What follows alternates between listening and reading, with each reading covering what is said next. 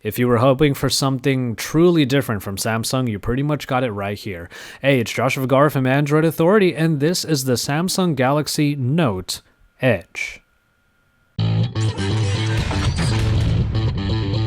Now, for all intents and purposes, the Note Edge is the Galaxy Note 4 inside and out. It even has its own S Pen, as it does have the Note moniker, and it has the same processing package, the same powerful processing package underneath with the high-resolution screen. But it is in that side that you're going to see that, well, since there's an Edge on the right side, we have the button layout on the left, and also the power button is now up top, since you have to make room for that curve on the side. And the backing is still of that faux leather, that textured plastic that gives it the real Note feel that we've come to expect since the Note 3. But obviously the change comes with that curve on the side, and it is basically an area that you will be able to perform a lot of different tasks. As you can see right here, it is obviously a place that I had some shortcuts on, but once you swipe from the very edge of the screen or from the very edge of the actual curve itself, you will be able to zip through a number of different panels that will give you some information. Now, we have seen quite a few different ones already, the main application being the shortcut area, where you'll be able to launch different applications easily and even have the camera controls there when you have the camera opened up.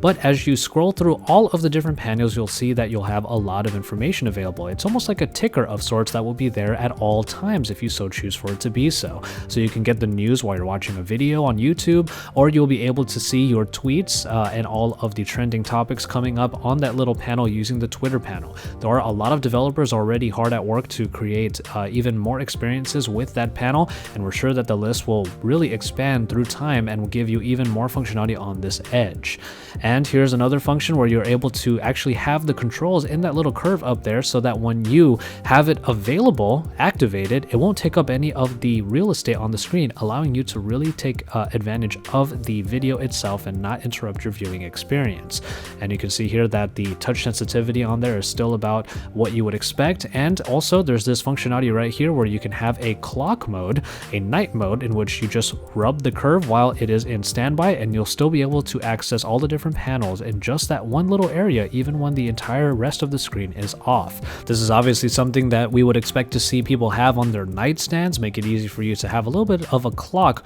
using your phone and by using that curve on the side. You also have tools underneath for various different functions, but ultimately it's a nice little innovation on top of what is already a very established Note line, and is a different take on the kind of information you can have when using now a curved display, which Samsung is a bit of a pioneer on at this point. We don't know exactly what markets the Note Edge will be going to, but we've basically been told that it's going to be like a limited edition of the Note 4 itself. And it does certainly feel like it, as it has the same type of build quality, but this time this curve really adds to the experience, even if it is pretty quirky on its own. So keep it tuned to Android Authority for further coverage of all of Samsung's releases this year at IFA 2014, because we are your source for all things Android.